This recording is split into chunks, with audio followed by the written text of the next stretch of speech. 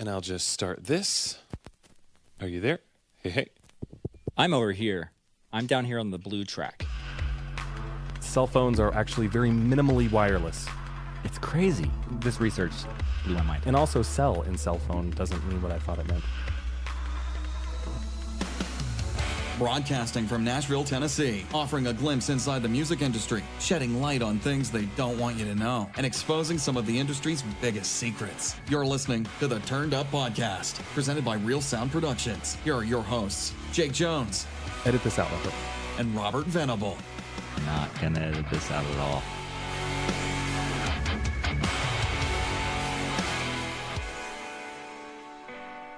The hills are alive with the sound of Turned Up.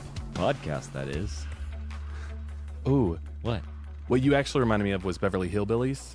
Oh, Texas tea. Black gold. Oil, that Oil, is. that is. Yeah. Both. I was too well, old for that show. I was about to say, long before my time, but TV Land was what my parents liked to watch during the day.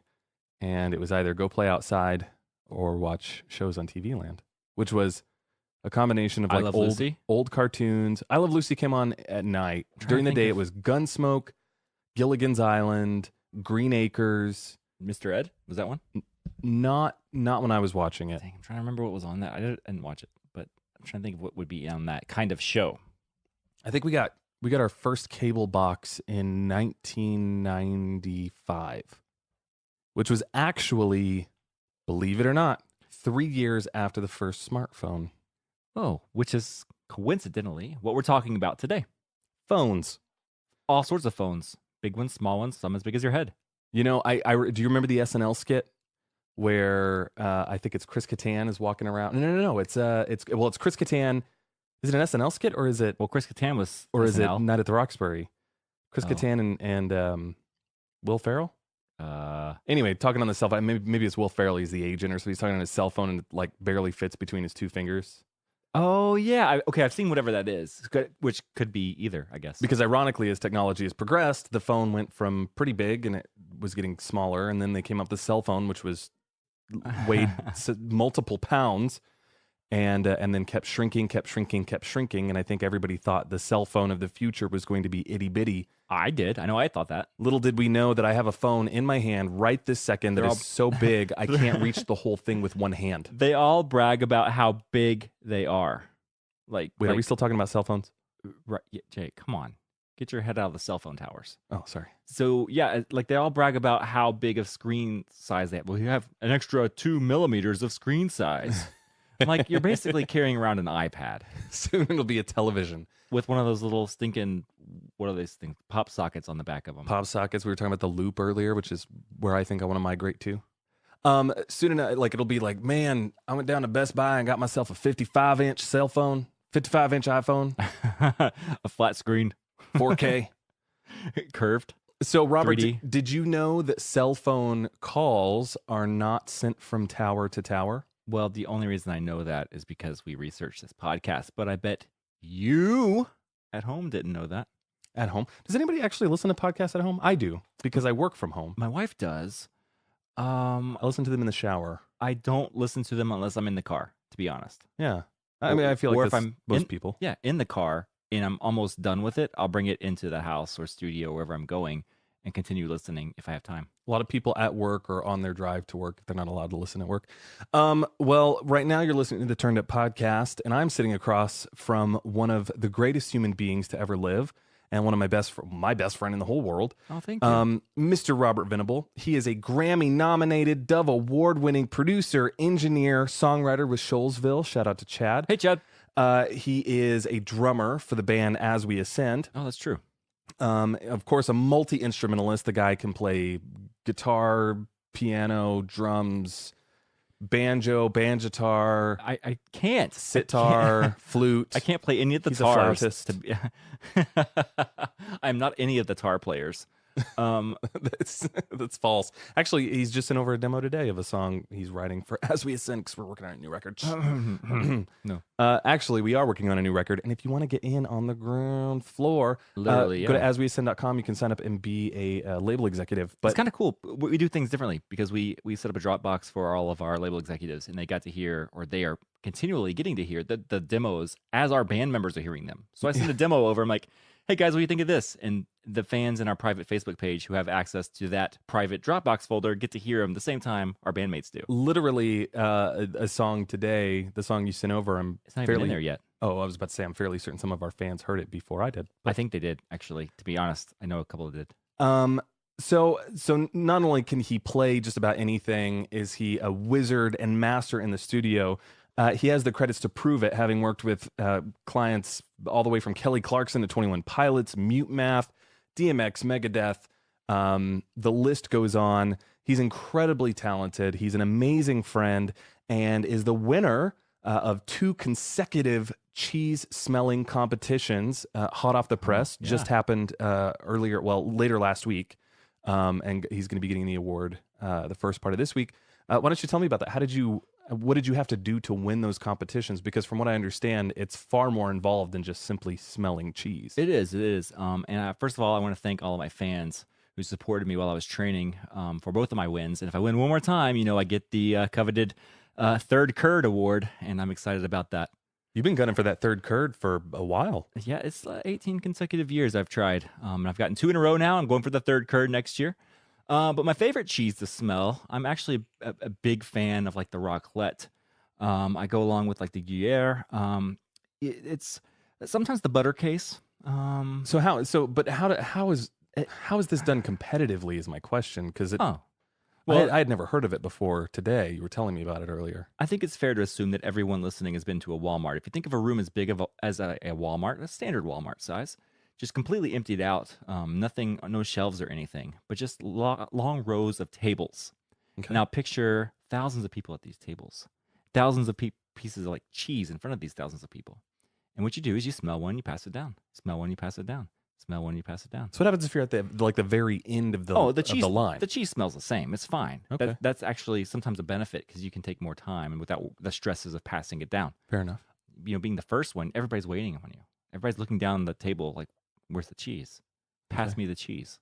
And sometimes they start chanting, pass the cheese. And it gets to you. I can only imagine that kind of stress. Yeah, the great meltdown of 97 happened because of a chant like that. So, I thought that was because the AC broke. Yeah, and then the nacho cheese started melting all over the table. It was pretty bad. Bummer. It was. But it is a really good thing to do, and I highly recommend Googling cheese smelling competitions and applying for any that you find online. And please let us know if you do, because that's totally made up. Jake Jones over there with all the jokes. And yes, you must say Jones when you say Jake in referring to this gentleman, because he has earned the right to be called by his first and last name at the same time. Maybe it's just because Jake is so common. I feel like Isn't Jones really common? Isn't like the whole phrase keeping up with the Joneses based off of how common Jones is? Yeah, but when you say them together, it becomes a little more unique. What if you say it simultaneously, like Jones? There are lots of people that I am known as Jake Jones. I don't have any other name. It's just Jake Jones. I hear a lot of clients that you and I work with together calling you Jake Jones all the time. What's up, Jake Jones? Like, hey, Jake Jones. I say it just because I think it's funny. But Jake Jones over there with the jokes is not a professional comedian, not even an amateur comedian. I don't think he should even try to be funny. Because nothing he says is ever funny. I'm just laughing for random reasons after he talks. But he is. You're so nice. If you ever look at the Billboard charts and look up there way at the top, you have to scroll a while if you start at the bottom. Go way up to the top where like the number 1 is. You'll see songs that Jake Jones has either written, mixed, produced, played on, or all of the above, sang on, because he's a singer of the band As We Ascend, formerly the guitar player of We As Human, but currently of As We Ascend as well. You also have done so much mixing and producing and songwriting, also with Shoalsville Music. Shout out to Chad. What up, Chad? Our intro's so long. I'm going to make it longer by doing this awkward pause. Yeah. Anyway, back to you, Jake Jones. Amongst all of the different awards and rock album of the year, all these awards and accolades hanging on the walls of this beautiful studio that we're sitting in right now, by the way, which I'm thank a little you. envious of. This wood wall that's behind me, I want in my next studio. It's a pretty rad wall. I'm not lying about it. And the up lights that you have make it look completely epic. I like it. The blue. It's like Feels good. It's made for Instagram, I think. That's the only reason they're there. You should bring people in here just to take pictures for Instagram. Like rent out the studio. But one thing that you are actually infamous for is your ability to collect and arrange to size, like by size. What is there a word for that? Like it's not alphabetically, numerically, sizably. Sure. Yeah. Nose hairs that you collect from public transportation. Nothing. You have strict rules that like you can't be from like someone's personal car, or from a house or something like that. But it has to be from public transportation. And like not devices. What would it be called? Modes of public transportation, I guess. You'd know more about it than I would. Why don't you expand on that? Yeah, so it's something I started back in the early 2000s. I was actually sitting on a bus and just noticed a strange looking hair. I could tell it wasn't from the South Pole, but I could also tell it wasn't from the North Pole. It wasn't from a pole at all? Wasn't from a pole at all. So how do you tell the difference from like a nose hair from any other body hair? So they're strikingly similar to an eyebrow hair. I can't tell them apart. Where you have to look is the root. The root is what really sets it apart. And actually, I have a blog, jakejones.com/nose hair collection. Please make that a subdomain. Let's put something there so if someone goes. jakejonesproductions.com/nose hairs. I'm going to do that tonight. You have to put something there, no matter what it is. No, but what I've actually found recently, my fast food obsession has led me to realize that you can find a lot more nose hairs in your food at McDonald's than you can in any mode of public transportation. And so that's where I started looking, and that's really where my collection has started to expand. I've got hairs from all around the world. I've got hairs from all kinds of different ethnicities and all kinds of species, not just human. I've got animal nose hairs. You showed me your amphibian nose hair collection, which I thought was intriguing because I didn't even know they had nose hairs. I actually just started collecting chicken nose hairs. What's your favorite flavor of nose hair? Just real quick, I'll shoot from the hip. Well, the purple. I don't know. I couldn't tell you what flavor it is, but the purple one. It's like ices. When you get ices, like use like the purple. They say it's grape. It doesn't taste anything like a grape. No, not at all. But we call it grape. It's just purple flavored. It's just purple flavored. Yeah. That's my favorite candy. And my favorite flavor of Kool-Aid is red. No, yeah, that's actually a lie. My favorite flavor of Kool-Aid is green. They have green Kool-Aid? They do. It's hard to find. It's lime. I love lime. I love lime. I love lamp. Are you just looking at random things and saying that you love them? Wait. That's the next the line. quote. That's the next line in the quote was Rick, see, are you just looking at random things and saying you love them? Wait, so I'm quoting. Yeah, no, you're right. Yeah, I always get that confused with all I need is this lamp. All I need is this lamp. That's all I need. That's all I need. From Steve Martin, the jerk. The jerk. And yeah, that man. Fail. Movie quote fail, which doesn't say much about me because I don't know. It's okay. You're editing this one. You can just edit it all out. I'm leaving all this in. Oh. Including this statement. Beautiful. Yeah. Okay. So that's me. That is you. My nose hair. That is you and your. That's you and a nose hair. I've already in a nostril. I've already gotten a will written out and notarized. So after my passing, they will open a museum in my honor.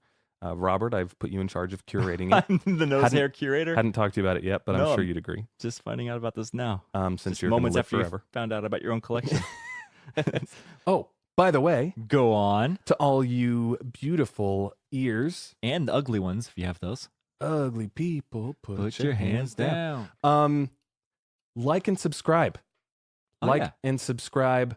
You can subscribe, comment, leave a rating on iTunes, Stitcher, Spotify. We're actually going to be doing a lot more work with Spotify. It's coming quickly. But we love to read your reviews. Hilarious. You guys are so freaking funny. Leave a hilarious review. Leave a good review, a kind-hearted review. Tell us that you hate us. We'll read the funniest ones on air.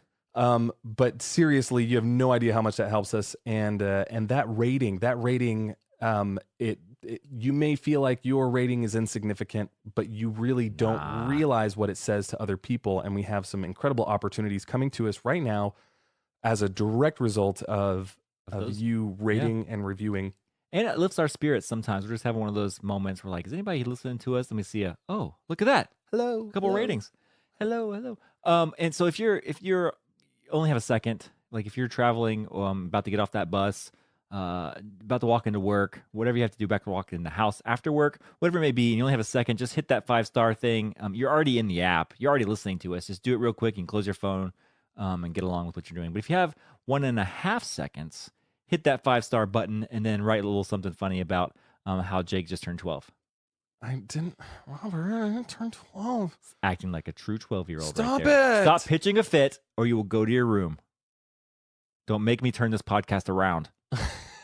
I'm old enough to have my own phone. So we're talking about telephones today. Okay, so the thing about a telephone and the reason the idea hit us is it's something we use every day.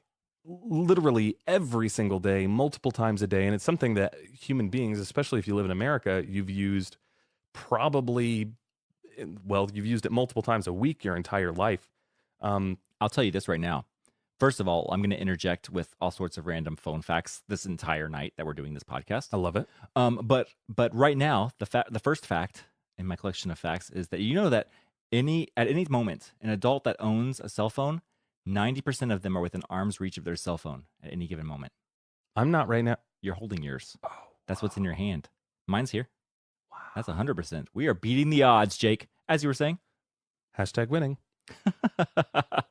But yeah, I mean, you can do anything. You can shop, which I heard another statistic that 76% of people who own a smartphone shop from their phone, and 79% of those people actually make purchases. And I do all kinds of shopping. I do my Christmas shopping. I buy music gear. Yeah. Yeah, I literally, like, you can buy groceries from your cell phone. Literally. To quote Parks and Rec, my favorite show right now. You can even podcast from a cell phone, and you can listen to the podcast on a cell phone. Right. And you can make calls, which is, if you don't know what that is, Google that. But you can actually make telephone calls from a cell phone. It's using your mouth. No, it's like speech to text, but different. No. Yeah, it's real-time speech to text. Yeah, and maybe it's translated like in back your voice back in the side. 1900s. No, dude, seriously, it's your own voice on the other end too. What? It's like a regular, like those old-fashioned phones, but new, and it's wireless. Shut up. The same phone. Shut up. It's not even an app. It's a thing.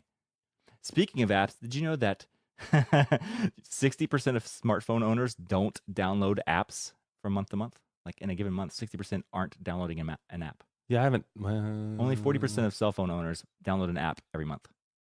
I did not download an app last month. I did.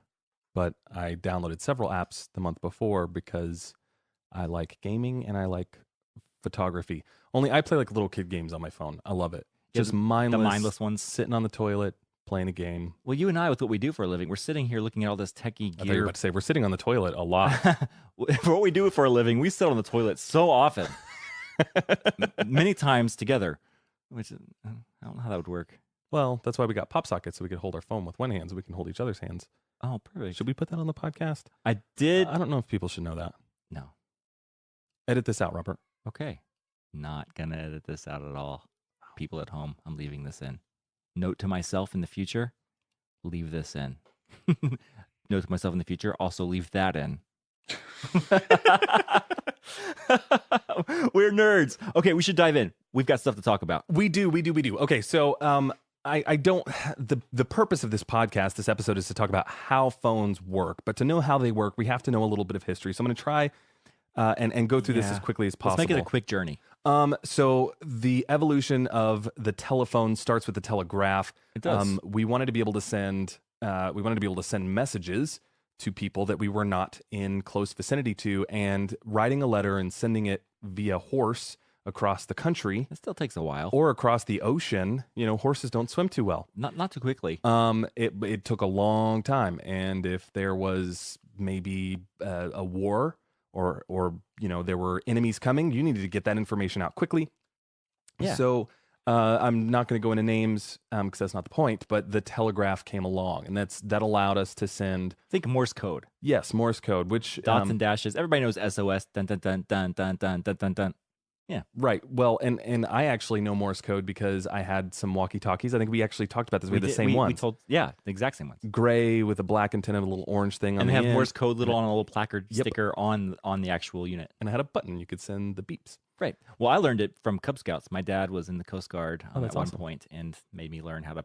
Actually, he had a set of those Morse code transmitters. I don't know what they're called. Telegraphs? well, maybe that's what as simple as what they could be called. Literally, just like a battery plugged into some kind of electrical circuit that buzzed when you tapped the button, and he taught me that from that. Yeah, so the first telegraphs, very simple. It literally was just every time you'd push it down, it connected two metal leads that would send an electrical signal down a wire to the receiving end, and then that would, every time that electrical pulse would come, it would replicate the dot or dash. It'd either be a light or a buzz or something like that. On that you were trying to send. Yep. So this was great and all, but you could only send one message at a time, and that was really inconvenient. However, I have a really fun fact. Go, Jake, go. Okay. You didn't go when I said go, Jake, go. Okay. That's my fact. Okay. Oh, I get it. In the early 1800s, it was super popular to misspell English words using their phonetic equivalent. Like the word cat, you'd use a K instead of a C. While this was mostly a short-lived fad, there's one that actually stuck in its abbreviated form. That abbreviation was all correct, which is like, gotcha, bro. All correct. All correct. Not a way we talk today, but a way they talked back then. Sure. And so the cool way to do it was to replace the O for the A and then a K for the C. So it was shortened to O and K for all correct. But because Morse code was cumbersome and it took a long time to dot dash your way through an entire sentence, in the equivalent of like today's 10-4, which means, heard you, loud and clear. Roger that. Roger, yep. When you would send a telegraph, when you would send a Morse code signal, they would wait for the receiving end to send back the letters OK, and that let the sender know that they had received it. And if they didn't get an OK back, then they would send it again until eventually they got their OK back. And this, is, among other reasons, is why that abbreviation actually stuck. Boom. And became incredibly popular. And I could go way deeper into that also because K is... That's a whole nother podcast. Right. K is not a frequently used letter in the English language. Yeah, it's one of my least favorites. Sorry to all my K starting people's names. And so whenever you have OK, it's really striking, get your attention. That makes sense. It's kind of pointy. The OK Mart, the OK Deli, the OK whatever. It's weird to do in cursive too. And then nowadays we actually created an entire word, OKAY for OK. We unabbreviated an abbreviation, right? Improperly. Yeah, improperly. Yeah. But so that frickin' millennials. Yeah, aren't you a millennial technically? I think technically so are you. Technically, so am I, even though I very much am not. But yes, I actually sit in the. There's a gray area. No denying. Yeah, whatever. So there were like those telegraphs which were single like frequency, like just a buzz or a light. But then the electric telegraph, invented by Elisha Gray, could actually send different tones and frequencies. Now, while it wasn't of much great use, it did become the predecessor to the modern synthesizer, which I think is kind of cool. It's cool that he came up with these ideas and was able to put them into practice. He's like, hey, we should be able to send Morse code, but in different tones. Like, that'd be cool. What if we could like your customized ringtone? It does the same thing, but sounds cooler.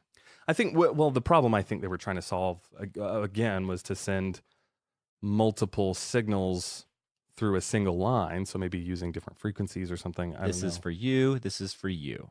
Well, there were several minds working to solve this problem and to be able to actually send spoken word electrically from one person to another. Yeah. And on February of 1876, Valentine's Day. Yep. The official patent for the telephone was submitted. Not once, but twice. Wait. So when Mr. Alexander Graham Bell went to the patent office, why would he do it more than once? He didn't. You just said there's twice. That's right. I heard you. There was another guy. Wait, two people own the patent. I've never heard this in history class. It was always Alexander Graham Bell invented the phone. Next question. Right. Well, the patent can only be granted to one for the telephone. And so at 11:30 a.m., Alexander Graham Bell submits his patent for the telephone. At 1:30 p.m., Elisha Gray submits his patent for the telephone. Too slow, bro. And of course, a month later, granting it to Alexander Graham Bell, of course, solidifying him in the annals of history as the inventor of the telephone forever and ever. Amen. That's how I know it. So there's a ton of speculation and even conspiracy, and I'd love to hear you weigh in on this. One of the biggest ones being that Elisha Gray's, one of his understudies, was paid off by Bell $100 to allow him to peek at Elisha Gray's invention of the telephone. Thus, when Bell's patent was submitted, it was strikingly similar to Elisha Gray's patent that was submitted. Yeah, but like 2 hours $100 then, I mean, I'm not going to discount that. If you want to send me $100, I'll take it. But $100 now is nothing like what $100 was then. Right. We're probably talking closer to, at least $1,000. So he did this, he spied on it, and like tons of legal battles ensued from that point, ultimately resulting in Alexander Graham Bell being victorious and securing him in the history books as the, quote, inventor, end quote, of the telephone. And that's how I read it in history books these days, because I read a lot of history books. And all about telephones. I just Telephone history books. leave them on the back of the toilet and just rip one open from time to time. And You're ripping something when you're on the toilet. I'm like, let's read about telephones again. So I thought this was interesting, and I mean, I think we kind of all know this from the movies, but early telephone users were connected via switchboard operators. Yeah. And my grandmother actually worked for Bell South. That's fascinating to me, actually. And that was her job. So you'd hop on the phone and you'd say, connect me to G47. And, G47 is not a real phone number, Jake. well, we'll get there. Oh. And then the operator, usually a female, would say, yes, sir, give me one moment. And then she would literally patch you in with patch cables from your phone to that other phone, causing it to ring. It would send an electrical signal to their phone. They'd pick it up and start talking. A little light would light up over the patch bay. Like you've seen them before. It's a big wall of holes, of dots where they plug in the cables. And right above every cable hole, there was a little light that would light up if someone was either cranking the phone on the other end to generate the electricity to light it up, or the more modern ones. I say more modern ones. We're still talking about the early 20th century here, or maybe even the late 19th century, where you'd be able to pick up the headset, and it would relay an electrical signal there, light up a light, and the lady would be like, hey, let's connect the dots. Well, I thought it was really interesting when I think of, phone switching automation, which is basically what every landline is now. It first started popping up still in the 1800s. 1891 was when the first automated switchboards were coming around. Crazy, man. Starting to do away with switchboard operators. So my grandmother, switchboard operator for Bell South, real quick, and this one isn't in our notes, but it's worth noting. Alexander Graham Bell, of course, started his company, which was Bell South, and that was one of the first big monopolies. Sure. And part of why there is, if not the reason why there's legislation today against companies monopolizing. And they made Bell South break up I into didn't know that. multiple companies. Interesting. The leading company and the lasting one being AT&T. Well, AT&T was actually a different company at the time, hired to handle all of his long-distance telephone calls. I didn't know that. Yeah. So they took over handling all his long-distance phone calls or telegraph messages via his audible telegraphs, his phone, and disbanded some point in the 80s and came back around and is now one of the leading, as you know, telephone service providers. They were actually the very first telephone service provider and exclusively for the first iPhone. I had to switch to AT&T just for that. Okay, we're jumping way too far in the future. But all relevant. Let's go back to the first phones, the late 1800s. The two-piece. It wasn't even a flip phone. Right. It was just like a mouthpiece and an earpiece. If you've seen it, any of those Hello? old black and white Hello? movies, yeah.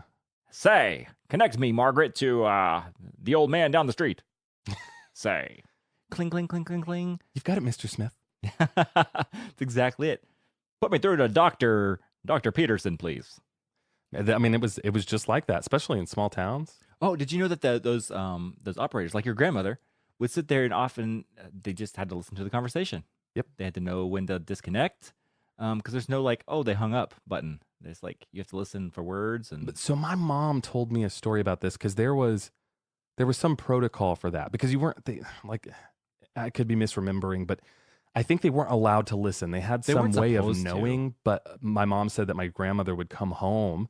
They lived in Paducah, Kentucky. She'd come home with all kinds of scuttlebutt from all the neighbors. She knew Sitting too everybody's long. dirt. Scuttlebutt does sound like a problem. Right? Anyway. Well, it is, no Yeah. matter which way you look at it. So in the late 1920s, the technology was really zooming along, and they were starting to invent smaller and smaller components, and it was practically the future. They were able to combine that mouthpiece and that earpiece into What? a single part that you would hold in your hand. 2 in 1. Can imagine. Say, are you tired of holding a piece to your ear and talking into a different piece? Try our new all-in-one combination telephone. At least that's the ad you would read in the Sears and Roebuck as you were right before you ripped it out to wipe your back end Oh in the man, outhouse. they had like party lines that came around eventually, and we'll get to that. But they would actually play ads on there. Really? They'd play advertisements. How funny, Smart. I mean, kind of. right? Wait, they're gonna listen anyway. So the very first intercontinental call was made. Drum roll. Do you know when it was? I'm gonna take a stab. Probably the 40s. 1927. Whoa, I was way off. Well, so it wasn't what it became. It was actually made using radio waves, but it was still a phone call. What do you mean? Wasn't what 1927. radio waves are what they're done now, right? The antennas, we see them everywhere. Well, we'll get to that too, but that's a big misconception. A misconception that I had as well. Me too. I already know the answer to that. Cell phones are actually very minimally wireless, It's crazy. This research blew my mind. and also cell in cell phone doesn't mean what I thought it meant. Same.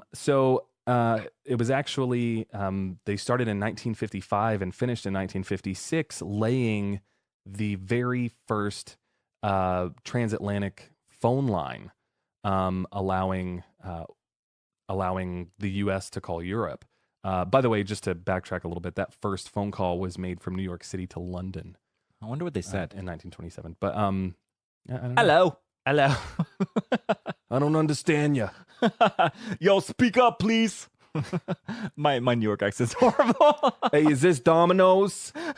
Trying to order a pizza. I don't know. That's Say. I'm stereotyping right now. That's terrible. Is that what New Yorkers do? They just order Domino's pizza? Actually, no, not Domino's at all. That's sacrilegious. They right would just there. go down the street and get $1 slice. My sincere apologies man. to New Yorkers. New York pizza is delicious, It but I is. like Chicago better. That line disgusting. in 55, 56 was called the TAT-1, Ooh, the first of very many. trendy. Did you know that mobile phones first showed up in... Oh, well, first, guess what year? Mobile phones? Yeah. The 80s? Maybe late Mm, 70s internet? Probably, but not. It was actually 1946 Shut in up. cars. They were incredibly expensive, like Wait, ridiculously. did you say in cars? Yeah. So the first mobile phones were in cars. Do you remember when we were in LA and we went into a gift shop right there off Hollywood Boulevard? Do you remember seeing the phone in that hoopty? Do you remember what I said? No. I said, oh, they must have added that. Yeah, Like, we both, we were like, man, that must have been some sort of aftermarket thing they It's just added. now hitting me. Because that car is from the 50s, but it has a phone in it. Like, It there's did. no way they had that. It was pimped out. It was- looked nice. Wasn't it one of Elvis's cars? I Or probably that's what they were advertising Yes, it as. and it was it was a land yacht. It was huge. Like you could run that into a wall and the wall would crumble. But it had a telephone in it, and we're like, oh, that was weird. Why they did that? Now they just like changed the whole date, like appearance of this whole car. But apparently, 1946 in cars it showed up, and they were incredibly expensive, like I said, and it actually required that very few other people use the phone at the same time, like in the town. right. So because I guess it used up a lot of bandwidth. What if you want to call it? That wasn't a essentially term at the same, time, but yeah. Yeah, that is insane.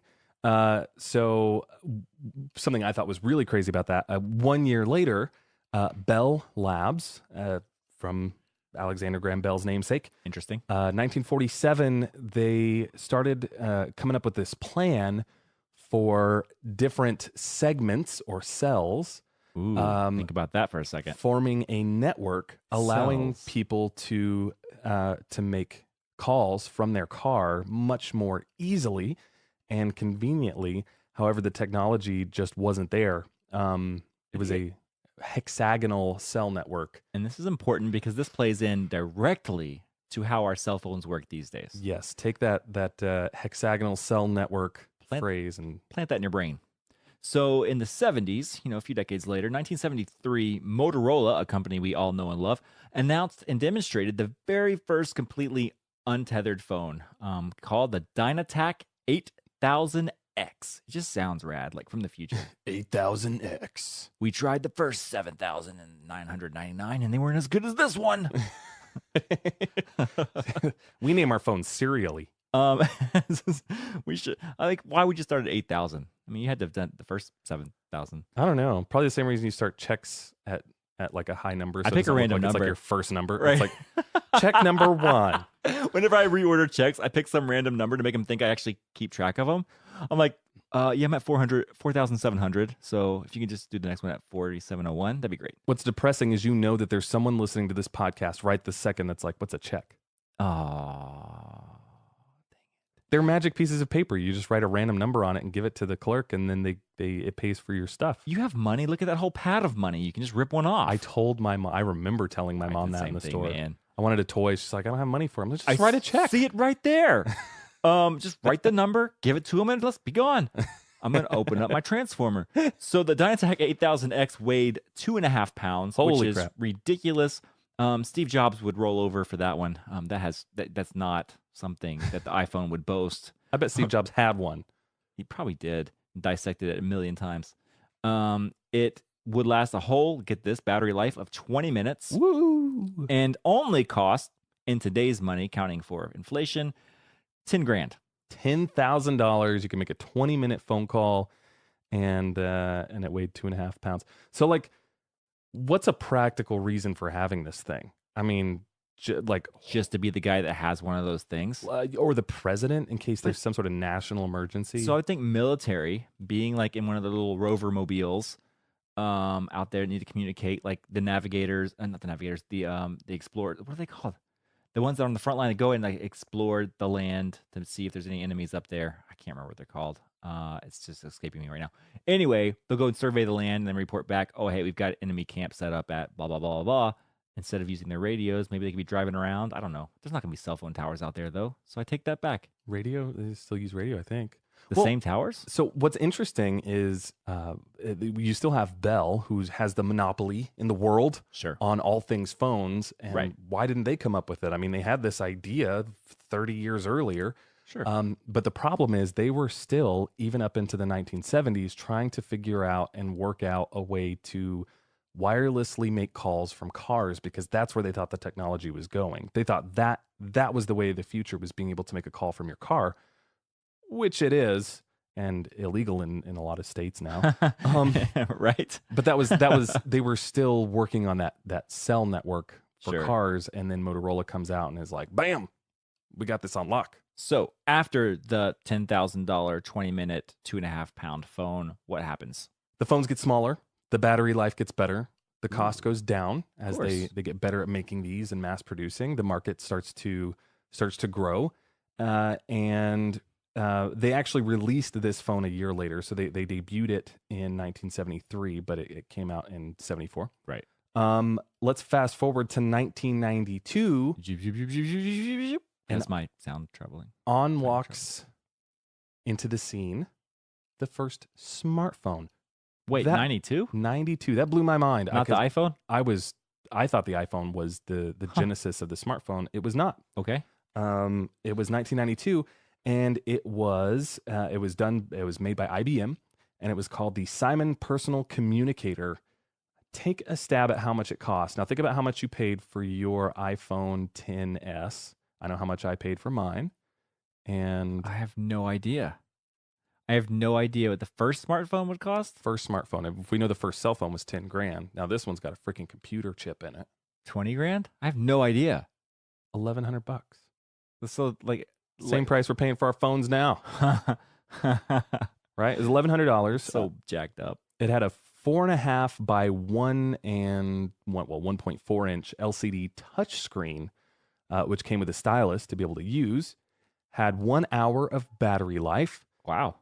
It had everything from apps to email and even predictive text. How did I not even hear about this? Right? And if you had bad cell reception, or were running low on minutes, or just I remember those days. wanted a better phone call because you were talking to your honey, you could connect it to a landline, just a nearby You landline. just plug it in. You just plug it in. You can make a phone call. Genius. So that was 1992. 15 years later, 2007, the iPhone is revealed. It was about half that price, starting at $499 up to $599. That was for the 4 and 8 gigabyte models.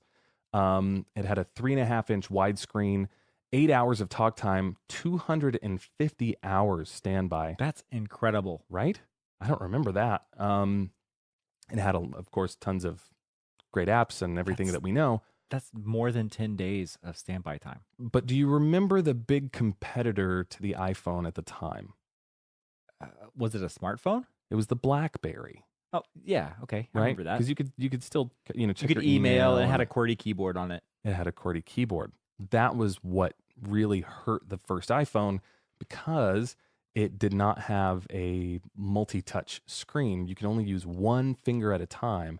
And so if you're trying to send a text really fast, you could just use your thumb or your finger. Huh. And so it really killed it for a lot of business owners, buying contracts and getting them, for their whole businesses. They Yeah. were still using the BlackBerry. I knew a lot of business owners who were using BlackBerries, like all the multimillionaires that I would say that I knew a lot of them. The ones that I did know were using BlackBerries when everybody else was using like iPhones. That was interesting.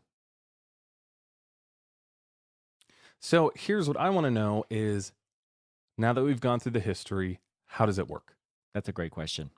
It's a deep question. So the first phones were actually fairly simple and stayed largely that way for a long period of time. Let's talk about the landline. Everybody's had a landline.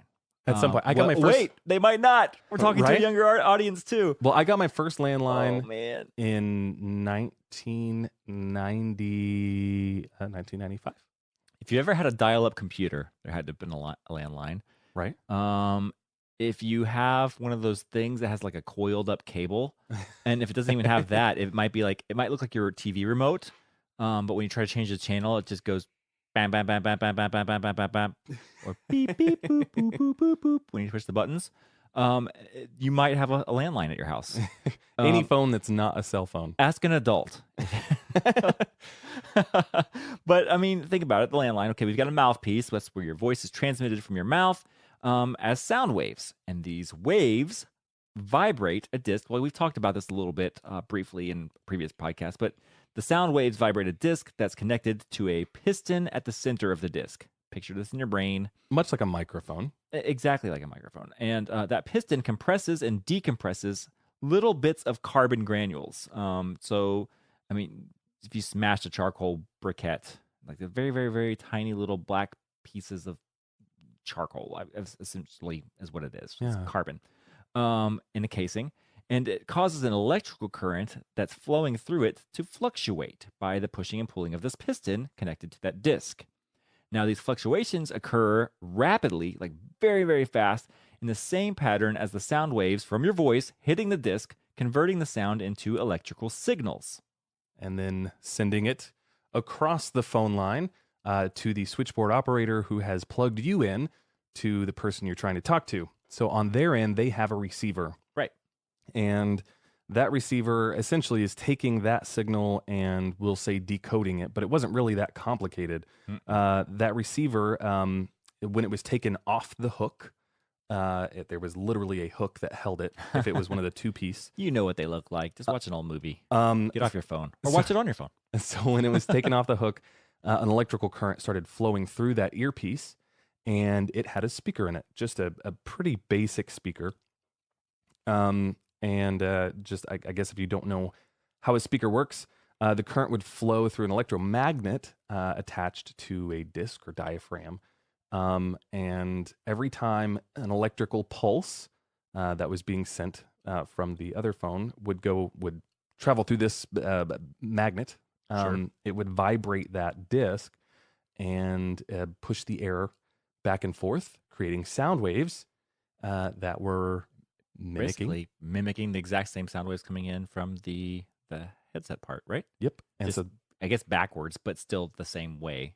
and that's how you were able to hear Huh. what the other person was saying. Makes sense to me. So over time, while the telephone may have gotten a little more complicated in terms of how to call someone, first rotary and then touch tone, or how to pick up or hang up, or how the phone call was received, the ringer and all that kind of stuff, that basic idea of electrical signals still never changed. In fact, what they did to kind of upgrade that was they had a big switching box, either at the corner of your block or in front of your house, that would convert that signal digitally, because you can send those signals much further Sure. and much more cleanly than the analog, just electrical signals. Right. But Which would degrade over time and over distance. that idea of electrical signals, pulses, vibrating a speaker or vibrating a talking piece like a microphone, is actually, that has not changed 1 ounce. Maybe the components have gotten a little better, but that is still how phones work today. There's just a few more bits in between that convert it to this digital signal and either send it through the ground, like in the case of a landline, or send it through the air, like in the case of a cell phone. That's so crazy.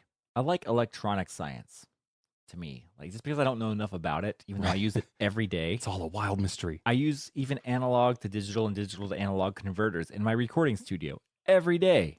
And I still, it just fascinates me that there are engineers out there, electrical engineers out there, who know it like the back of their hand and are able to like explain it so much more eloquently than you and I could ever think of. But more than me, I guess. You're really good at it. but that's what lets us have a job, is these whole digital and analog signals. Well, I picked up a tape machine a couple weeks ago. You know this. Sure did. It's sitting right beside me. I love it. It's fun. There's a certain characteristic you get from magnetic tape, a reel-to-reel tape machine, when you're mixing or recording sounds. However, something I didn't know was that even nicer, bigger reel-to-reel tape machines aren't capable of perfectly capturing and reproducing the sound that comes in and goes out of them, because there are so many mechanical parts and pieces that are moving. That tape is not going to play back at exactly the same rate that it was recorded. And I discovered this by taking the exact same piece of audio and stacking it And and syncing it up in your... got to the end of it, and I did it 3 times, and they all ended at 3 different places. And that really got me to thinking and really appreciating the ability for us to record music digitally, because, and I've heard it used before, bits and bytes and sample rates and all that kind of stuff, and how important it is that when I record a piece of audio for 3 minutes, that it plays back at exactly 3 minutes. Right. That was a little bit of a rabbit trail. That's okay. However, back to phones. Get back to the phone. How did we go from Carol Down at the switchboard? to these automated? Well, it's exactly that. They became automated switching units. So automated switching actually allowed people to literally dial a phone number rather than give it to the operator. Instead of calling, Sally Carol switchboard operator and saying, hey, connect me to Dr. Peterson, you would have Dr. Peterson's phone number and dial it yourself, you lazy bum. But the early numbers, get this, and I learned this tonight, thanks to you, Mr. Jones. They were alphanumeric, not just numeric numbers like we have today. So Mr. Peterson, Dr. Peterson might be PE for Peterson, PE 456. And that would have been his number up until the 1960s. And then phone numbers were anywhere from 1 to 3 digits in length. That's crazy. May I have your number, please? Sure, 7. You're number 7. That's nice. Nice to meet you. I'm 14. Twice as good. Ay. So, I feel like it kind of goes without saying why numbers are 7 digits long now. And even you can even run into the problem of, well, I get calls. I won't say her name, but I get calls for a lady 3 or 4 times every single day. She's a very successful businesswoman. Smart not saying her name. Higher up at a kind of a nearby big corporation. And I unfortunately, I know a lot about this person just from talking to past employers, future employers, and it's amazing how much they'll offer up without having to ask, because I don't really care or want to know anything about her. Can I call my old phone number real quick and ask for me? Yes. Can I? Do it. I've never done it. Do it. I'm going to do it right now. Live. This is unscripted. Hold on. I'm putting my little code here. Makes me wonder I'm going to put it on. if I know that my last phone number is not any good anymore. I mean, you hope that doesn't happen. You hope they decommission it, but not always. Okay, hold on. Speakerphone. This is live happening right now.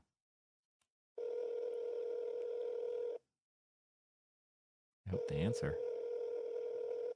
They're like, I don't recognize this number. Probably. That's what most people, that's what I do. I don't answer numbers I don't know.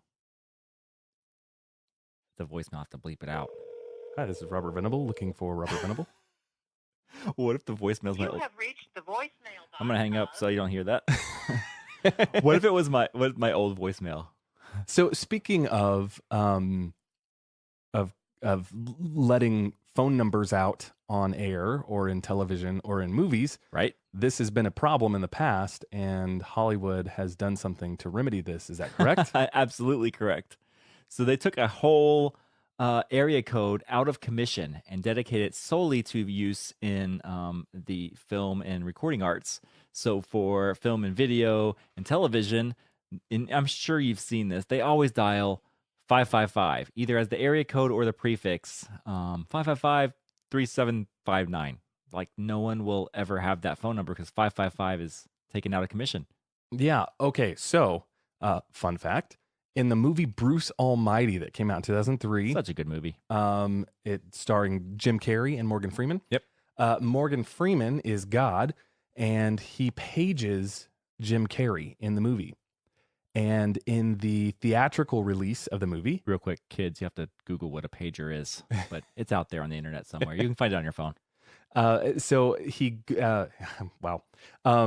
So it's so true. It's just blowing my mind right now. So God calls Jim Carrey's pager, and Jim Carrey looks at it, and a phone number shows up on the screen. Well, they did their research when they were making the movie, and the number did not belong to anyone in the, I believe, Buffalo, New York area where the movie takes place, and so they felt safe. They decommissioned that phone number and used it just for this movie.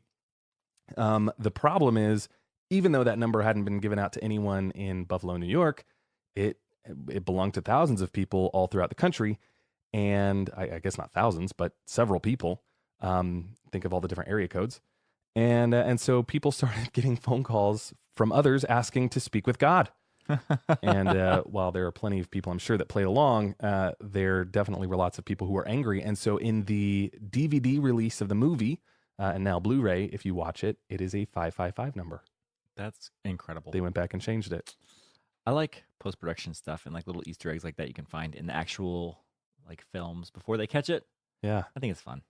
And sometimes movies are rushed to theater so Yeah. fast that there's all kinds of bloopers Oh, geez. and jump cuts in the Mistakes. theatrical release, Those are my favorite. but then they get cleaned up before it ever releases to. I What know. do they release to now? Netflix? Yeah. Digital Redbox? release, I guess they call it. Yeah. I have a whole bunch of fun facts I forgot to interject.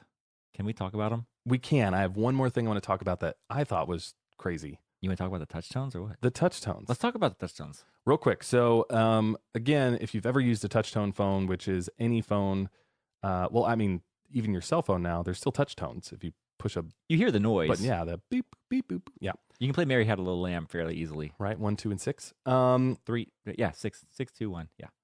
So I think about that. what I did not know until researching for this podcast was that each row and column, each row has its own monophonic frequency, and each column has its own monophonic frequency, and they are standardized. There's even an abbreviation for it, and that's DTMF frequency standards. That's dual tone multi-frequency standards. Checking with my head, Jake. So it goes 1, 2, 3, and then So that's also a the row. letter A. But we'll just, for simplicity's sake, we'll just go with numbers. So Yeah, the ABCD aren't really found on phones much, right. typically. So 1, 2, 3, 4, 5, 6, 7, 8, 9, *0 £. And it's- Hashtag. oh, sorry, hashtag. So it's very important that they are in this specific order. And the reason is numbers 1, 2, and 3 have the frequency 697. And I'm not going to list them all. You can Google it. It's not hard to find. But each row has a 3-digit frequency. And it's, when I say monophonic, that means that it's a pure tone, a sine wave. Sure. And then each column has a 4-digit frequency. The 1, 4, 7, and star, if you're going just the left column, far left column, is 1,209 hertz, is that frequency. And so whenever you press the number 1, it's a combination of 697 and 1209 together. And so when you play those two tones at the exact same time, that is the sound you hear when you hear number 1. Okay, so it's like a big grid. So 1, 2, 3 going across is 697, and 1, 4, 7 star going down is 1209. Correct. So, okay, you just match them up on the grid. Got it. Okay, that makes more sense to me now. You have to see it. So Google this image. I think we should put it up on Instagram. We'll flash it up on the gram. It'd be a good one. We'll do that. And Facebook and Twitter if we can remember to do that too. And you'll see what we're talking about. But it's a big grid, so you just correlate the east and west, the north and south, and it'll tell you what frequency that it's playing. Yeah, and if you've ever done grids in math class, yeah, it's just like that. So whenever you're able to play Mary Had a Little Lamb, you're hearing the tone you're hearing is the average or median tone for it's the two frequencies together, The sum tone, and it creates a polyphonic sound that sounds like those notes. Got it. That makes so much more sense because it bugged me that it wasn't 3, 2, 1 for Mary Had a Little Lamb. 3, 2, 1 is 6, 2, 1. Right? Yeah, it's because of the way it works out mathematically and melodically. But yeah, so rather than, I mean, it keeps them from having to have, let's see, if we use ABC, it's 1, 2, 3, 4 by 1, 2, yeah, 4 by 4. So rather than having to have 16 different tones, they only have to have 8. And they're able to combine them. Glorious. And make all those tones. So I thought that was really interesting. So It what was. all that does is it tells the switchboard when you dial that series of numbers, what number you're trying to connect to. Because of the frequency of waveform of electrical signals it's receiving, it's able to tell what you push. It doesn't like sit there and listen for sounds. It looks for on-off signals sent by the electrical sound wave. Wow. Yeah. Anyway, I have a ton of facts, and you and I should go through them. I put them here in the notes. Did you know that the very first phone call made March 10th, 1876 from in Boston, Massachusetts, from Alexander Graham Bell to his assistant named Thomas A. Watson. Do you know what he said? He goes, "Watson, come here. I want you." That was the very first thing he said on his phone call. And that's probably grained somewhere or that's probably etched somewhere in stone. Very first words ever Watson, uttered. come here. I want you. So deep, so deep. Said so much without saying anything at all. He said so little by saying so much. There you I go. don't know. I Said don't know what nothing at happened. all by using so many words. Fun fact, cell in cell phone is not for the battery. Cell actually has to do with the cells geographically on a grid. The hexagonal. The hexagonal cells that the grid is divided up into. Each cell has its own tower. And They call them masts sometimes. Yep, a cell tower mast. And when you're within that cell, your phone will connect to that tower. But when you place a phone call through your cell phone, while it uses, just like we talked about how the vibrations and electrical signals, that conversion into digital signal now happens straight within your phone. That digital signal is then sent to an antenna within your phone. Now they're in your phone. They used to be outside. You used to have to pull it up. You remember that? I used to work at a little kiosk in the mall and would replace them with ones that lit up. The reception sucked on them, but they looked really cool. But it looked cool. Yeah. Anything else matter when you're 16 years old trying to impress a girl? Right? So that call goes to the nearest tower, which is not really that far away. From there, though, it goes via fiber optic underground T1 or T3 cables. to essentially a switching station that then sends it out to whatever region that that the other person is in, and it can do this several times till it gets to where they're at. And then what I think is incredibly interesting is it gets to the closest switching station to the person you're trying to call. And from there, it uses the cell towers to figure out where you are, to triangulate your location so that it knows which tower to send. Again, fiber optic, underground. It'll send your call up into that particular tower and then beam it to your phone. Yeah. And it's because of this cell network, there are roughly 800 frequencies that a given phone call could be on per tower. Right. And But so that's why there's so many towers. Don't start freaking out like, well, there's more than 800 people that live near this tower. Well, that's why they have other towers. And some of them are disguised. Like in Phoenix, we had them disguised as cacti. really, They'd be big, like metal cacti in the field of No cacti. way. I say field, in the desert of cacti. You'd see one that's a little taller than the rest, and you could see a little No antenna sticking way. on the top. Yeah, it's crazy. well, so because I'm just totally a nerd and into true crime podcasts, and I love Serial.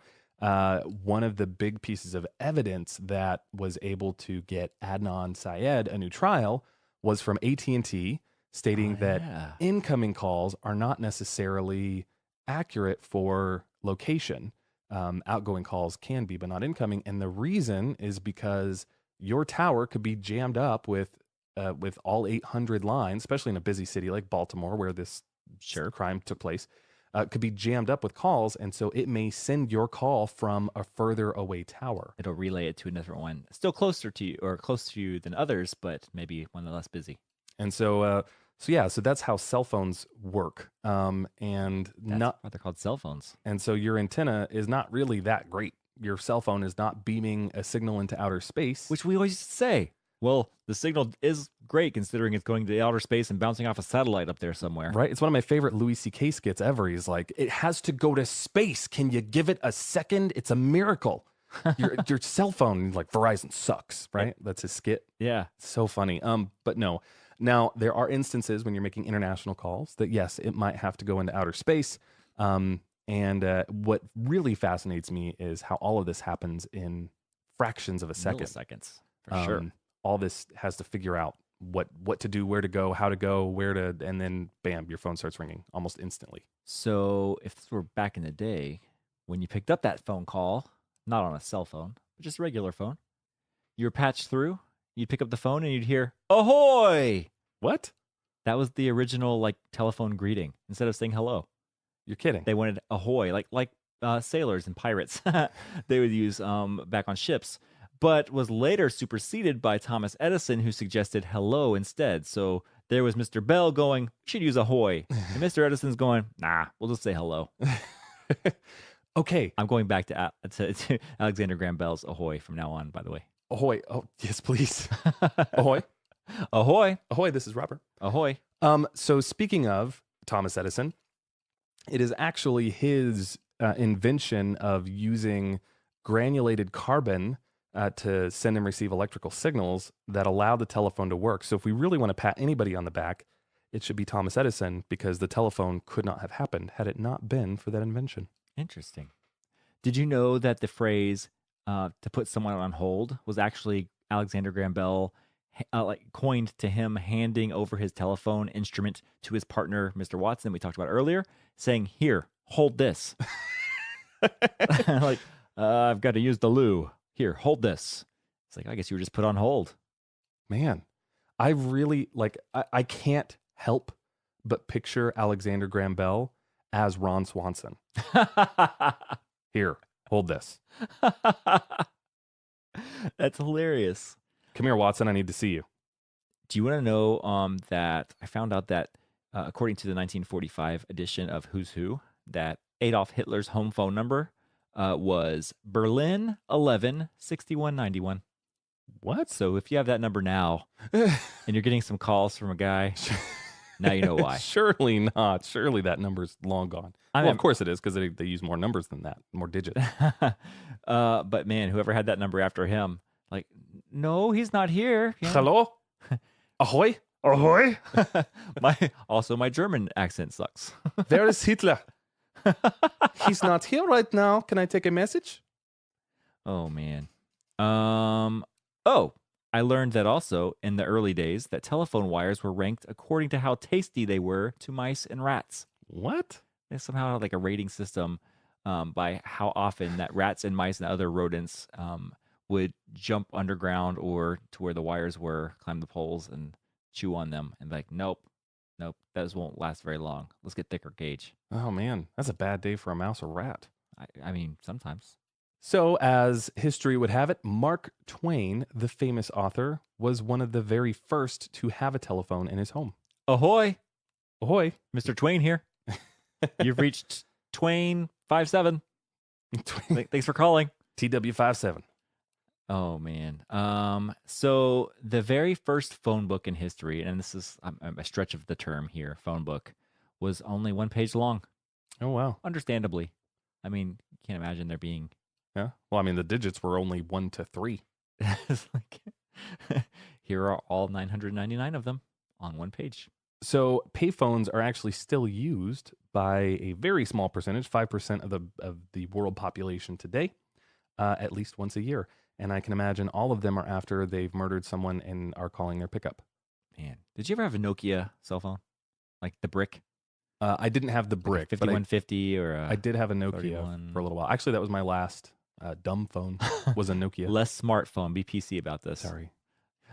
So the memorable Nokia tone for receiving an SMS text message, the SMS text messages, is actually Morse code for SMS. It went beep beep beep beep beep. I don't know if you remember that. Like when you got a SMS message, that was what it was. It's Morse code for SMS. You'll still hear it in movies. Yeah, exactly. From that era. And then there's also this one that sounds a lot like that, but it's a lot longer. It's called ascending. So if you go into like tone notifications and change that sound to ascending on the Nokia phones, it's actually Morse code for, quote, connecting people, end quote, which was their slogan. Wow. Yeah. And then like if you just got a regular text message, not the SMS one, it would just be beep beep, which is M in Morse code for message. Wow. I guess all those old sailors are like, I get it. I get it.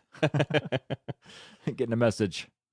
Fun fact, Nokia was founded in 1865. And do you know what they made? It wasn't cell phones. Obviously not in 1865. Probably cell typewriters. Paper. I was close. Paper was its primary business many years later. Style. Right. Many years later, it switched to making rubber products, telegraph wires, and other electrical cables, and then switched over into making phones. I see how there are very like similar markets from the telegraph wires and electrical cables right into telephones. Right. Makes sense. So did you know, and we talked about this, I know you know, but do you know, I'm looking at the microphone as I say this, which is going into your ear holes, about gold in your cell phones and like the amount of gold in your cell phones. So 1 ton of mobile phones contains more gold than 1 ton of ore from a gold mine. Wow. And that blew my mind. And this kind of little fuse and made me go down a rabbit hole on the internet to find out, well, just how much gold is that? Like maybe a ton of gold from a gold mine or a ton of ore from a gold mine doesn't yield that much gold. So I'm like, well, let's see how much it is. And I actually looked up how much gold is in a smartphone. And in very rough numbers, there are 10 troy ounces of gold, just about a little over half a pound, 3/5 of a pound, per ton of smartphones. And a ton is 2,000 pounds. So 10,000 cell phones equal about 1 ton. So with the current rate, as of the time of this podcast, down to the hour, with gold selling for about $1,328 per ounce, that would yield $13,280 for 2,000 pounds of cell phones, or 10,000 cell phones. So about $1.33 per phone. Whoa. It's like $1.20. I mean, $1.32.8 or something like that. Man. So if you started collecting all these broken cell phones that don't work and just save them up, eventually you can get yourself 13 grand. My wheels instantly started spinning like, start a used broken cell phone collection, But no, I don't think I want. That's a lot of 10,000 cell phones. I don't think I want 10,000 cell phones laying around. I mean, you don't need that many. You could just get one cell phone and have $1.33 worth of gold Or I could have like $1,000 worth of phone. if it worked. Oh my, it works now. I guess you're right. But if you ever get sick of that phone and you're like, I'm tired of my $1,000 cell phone, I want $1.33. I'd like to cash this in, please, sir. To your local jeweler. What can I get for this? Jeez, man. Okay, so in 2012, Apple sold more than 340,000 iPhones per day. So I was about to say, duh. They probably sold twice that, but you said per day, so that blows my mind. That is about 4 phones a second. It's more than 1 million every 3 days. That's ridiculous. So Apple, while their profits have increased year over year consistently and still have increased, their cell phone sales peaked in 2015 and have started dropping. And the way that they've been able to keep their sales numbers high, their financial sales high, is because the iPhone is so freaking expensive. That, and they programmed into their phones to start dying faster. So you have to pay to get them repaired or battery replaced or buy a new phone. Well, so the conspiracy theorist sitting across from me would say that, but something They admitted to that. That's been proven. Yeah, this has been proven. Oh, They because came out and apologized and entered even issued an update for phones that had that currently. Oh, I know what you're talking about. Yes. They call it like Battery Gate or something. It's stupid. But What I was talking about was the actual hardware itself is made so well and continues to get better and better that people are hanging on to their phones longer and longer. No, I was talking about had they conditioned it after a year of use for the battery to start dying faster. Right. Yeah. Or acting like it was dying faster or something like that. Well, because I knew that there was like a code you could type in. Oh. There was like a thing you could do on your phone pre them fixing this. And it was like emergency battery or whatever. And it was half your freaking battery. Like, where did this come from? Right. More Flappy Birds for me. Because this is an emergency.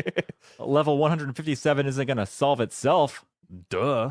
Dude, did you know there's an actual name for being addicted to your cell phone? No. Like being addicted to mobile phones is called nomophobia, which sounds like to me you've been cured of something. I got nomophobia, but it's literally called nomophobia. N-O-M-O phobia. And that's being addicted to your cell phone. So mobile phones have 18 times more bacteria than, take a guess. Than non-mobile phones? Can't take those into the bathroom. My guess would have been a door handle. Computer keyboard. Times, right? That's a good guess.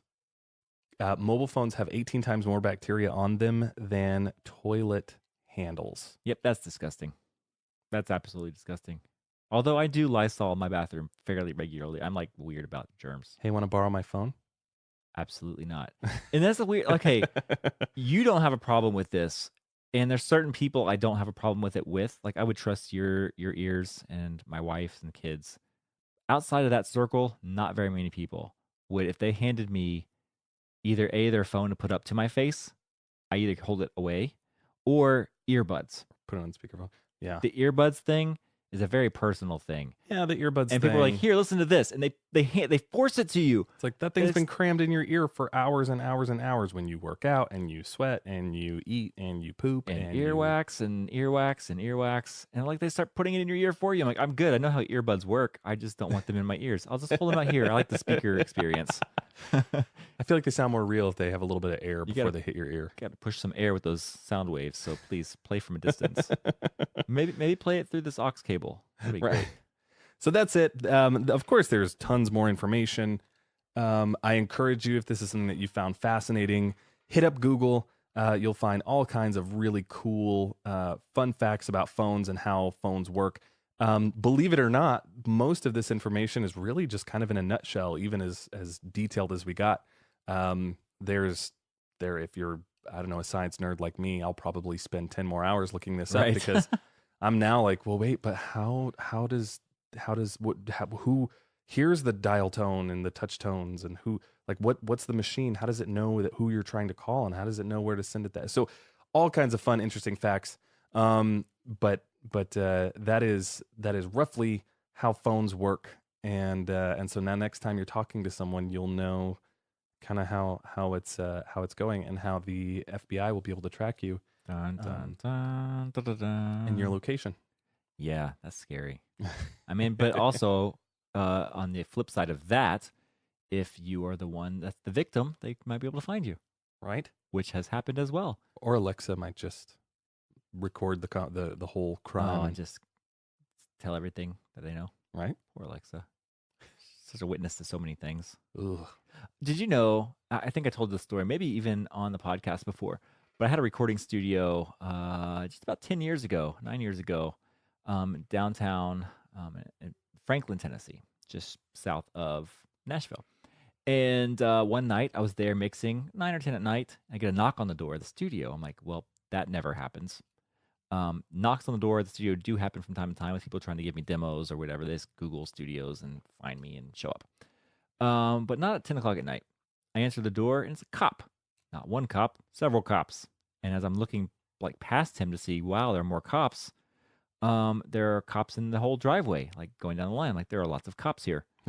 And they said that they were responding to a 911 hang-up call of someone whose cell phone was traced back behind my recording studio. I'm going, okay. I don't know if that's like a scare tactic or even real, or if they were even able to do that on such short notice, like triangulate and know where they were, or not. But I didn't have anybody there, but there was a shed back there, and I was leasing the property, and that shed belonged to my landlords. So they kept like old music gear and lawn equipment and stuff in this huge shed, and said, we need you to open up that shed. I'm like, I don't know if I've ever opened it before. Let me go get the key out of the special key hiding spot inside the studio. I'm like, do you guys want to look in here? I promise I'm not hiding anybody. I have nothing. I'm scared as you are right now. Like, no, we need you to open it. I'm like, here's the key. You do it. I'm like, nope, you need to open it. Like you're wearing protective gear and like, you have guns. I'm just a dude. I'm a dude wearing a white t-shirt and Umbro shorts. Thought I'd be mixing by myself all night. So I opened up the padlock, and I mean, they had to be thinking, man, this dude with tattoos and spiky hair and stuff showing up, he could be hiding somebody in here, and got her padlocked in there. I'm assuming it's a her. I don't really know. And so I open up the padlock, I swing open the door and hide behind it. Like, so there's a door between me and the inside of the place. Because I'm like, if there's something in there, I don't want to be the first line of defense. So and there was nothing there. And then they didn't even like continue to investigate. They're like, all right, well, thank you. And then they left. I'm like, that's really odd. Aren't you concerned about this person who hung up right back here? There has to be somebody here. Sounds to me like they were looking for something else. Yeah, I don't know. And the thing is, the guy who owned the property right next to us was growing that in their back place. Oh man. And he had offered it to us several times, and I don't smoke anything. So he kept telling me how good it was for his cancer and all this kind of stuff. And if I ever need it, know where to find it. But he'd be there at like later hours than me. Like, and there are weird noises coming from his big giant storage unit. Anyway, so triangulation is a thing. Could save, could help, could hinder, whatever. Right? That was a long story to tell nothing about. Twice in my life, small children have dialed 911 on my phone. Weird. And hung up, and then the police show up. On a cell phone? On a cell phone. Now, like, it's crazy that they know that. Because I remember calling 911 once from a cell phone. They asked where I was. I'm like, don't you know that? Right. Or is this a test? Right. I think it's no. I really do actually think it's like a. Just making sure. Well, they ask lots of questions, right? Sure. They can usually tell a lot by your answers. Absolutely. They're not necessarily listening to the words you're saying. I know. Yeah, I get you. But yeah, one of those times was 2:00 in the morning, and my 3-year-old dialed 911, and my wife answered and told the operator what had happened. It was 3-year-old, and they just said, "Oh, okay, thanks." I thought, "Oh, cops are definitely showing up." 2 a.m. Parent says it was the 3-year-old playing with her phone. Come on. Likely story. If I were ever to commit a crime, that's what I would say. Sorry, my son hit the button. Anyway, have a good night. So that happened to me on my phone with one of my friend's kids. I'd been staying at their house. He was probably 2 or 3 years old, dials 911. I catch it. Similar situation, grab the phone, wait for them to answer, which was very quick. Told them what happened. They said, okay, thank you. Hung up. Police officer shows up at the door 10 minutes later. It's like, do you mind if I just kind of walk around? Just want to make sure everything's okay. I would rather that happen than the other. Me to be too. honest. Absolutely. It was like, oh, it's because I'm a dude. Yeah, I get it. You were stereotyped, bro. Man, I'm not mad about it. so many like stories we could tell about phones, and I'd like to hear your stories. If you have them, tweet us, Instagram us, Facebook us at Turned Up Podcast.